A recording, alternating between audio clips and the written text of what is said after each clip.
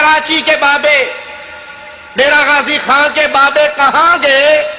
یہ اللہ کی طرف سے مصیبت آئی، عذاب آیا، پریشانی آئی، ان بابوں نے کیوں نہ روک لی؟ بلکہ کتنے ہی وہ بزرگ ہیں جن کے اپنے دربار بھی اس سیلاب کی نظر ہو گئے، غرق ہو گئے۔ اس نے کہا سیلاب آیا وہاں پر بلوچستان اور کون سے تان میں آیا، بہرحال درگاہیں ڈوب گئی، اور جب درگاہیں ڈوب گئی تو وہ بابا اتنے پاورفل تھے جو اولاد دے دیتے ہیں، بچے دے دیتے ہیں، وہ سیلاب کو کیوں نہ روک سکے؟ پاکستان میں سیلاب آیا تو بابا نے کیوں نہیں روک لیا؟ تو کعبے میں 86 بار سیلاب آیا تو اللہ نے کیوں نہیں روک لیا؟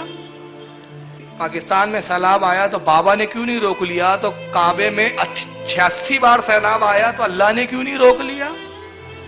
پاکستان میں سیلاب آیا تو بابا نے کیوں نہیں روک لیا؟ تو کعبے میں 86 بار سیلاب آیا تو اللہ نے کیوں نہیں روک لیا؟ کیا اللہ بھی مجبور تھا؟